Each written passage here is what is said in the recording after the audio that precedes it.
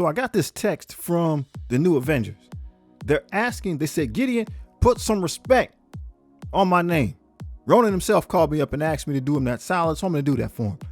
I think that this team is grossly misrepresented, and I got a couple reasons here. I got a lot of reasons here to show you why.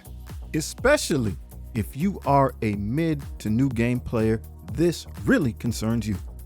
This video was inspired by Valley's Avoid These Traps video, and he pointed to the new Avengers as being a trap team, and I disagree with that. Now again, this is with much respect to that big brother Valley flying. We're just offering a different perspective on the matter. This is not to start controversy or argument. It's just a different perspective. So when the team came out, they were billed as a war defense team. Scopely has since changed that. We now can use them on offense. And since they're a new team, they're definitely going to be one of the stronger teams, because typically speaking, new teams are the strongest. That means especially for the new and mid-game players, you have an opportunity here to really get ahead of things. We talk about jumping the meta. You have tools at your disposal right here that can help you make leaps and bounds in the game. 3 of their membership, Ronin, The Thing, and Tigra, can all apply trauma. And for those who do not know, trauma makes it so you cannot remove negative effects once applied. This may allow us to challenge some of the stronger war defensive teams. You think of the horseman teams like Darkhold, Gamma, Death Seed, Unlimited. Can they beat those teams? I don't know. I have no idea. But the trauma mechanic, especially used in the right mindset, may help you be able to do that. We do know, however, we've been able to beat some of the other stronger defensive teams. Further testing is required, but we do have video evidence for defeating the Heroes for Hire, as well as the Young Avengers with the 4-piece of the new Avengers team that already exists, right? It stops Shang-Chi from being able to use your face like a hacky sack right off the bat. And it also stops Squirrel Girl from being able to regenerate and heal the rest of the team. These are counters that we do not really have in the mid game, right? We don't have those big giant counters that other people have. We don't have Eternals to just rain fire on people, not to the level that it was assist.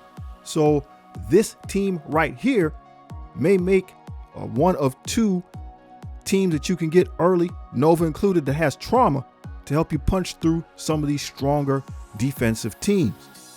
I know that they do not work against Infestation, and I would like to see, I don't see why they wouldn't. I would like to see if they work against Hero as Guardians with Val, because again, early in the game, you don't have the firepower that endgame players do. This team might allow you to keep pushing and keep knocking down teams, keep scoring points in Alliance War. I suppose you could also put them on defense. If I did that, I suppose this would be my first Stonewall defensive team, but I prefer to have all my excellent offensive options at my disposal, at my fingertips. That way I can make sure I get the job done. You should try to do as well as reasonably possible when it comes to Alliance War, because part of the war season rewards are tier 4 ability material, and you need them for all of your characters. Again, we're not promoting fear of missing out.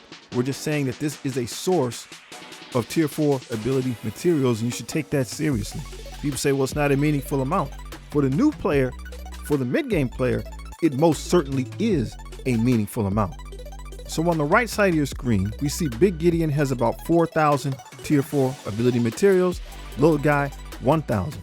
So a mature endgame player can do, whole character, won't even think about it, their stats will continue to grow. Little guy can maybe only do the passive. So again, without this, the teams don't function as intended. You're not going to get the same bang for your buck. You have to play things differently. T4s are supremely important, and one of the places you could definitely get them is Alliance War.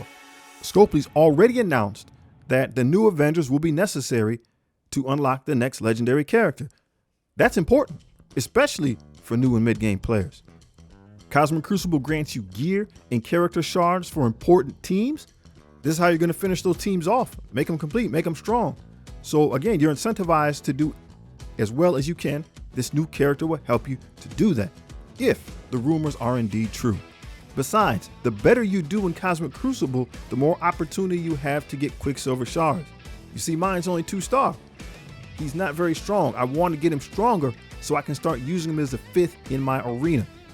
Arena grants power cores, which is allowing you to perhaps buy characters early, then once again, allowing you to jump the meta. So hopefully the point we're trying to bring out is everything is related. There are no skippable teams. There are no game modes that are meaningless. It's all important. So as we dig deep and do the research around here, hopefully consider subscribing. We need to get to 1,000. We're not trying to create any beef, right? I'm not a jiu-jitsu fighter. I don't want Valley throwing me around. But hey, somebody has to speak up for the little guy. It's going to be me. Peace.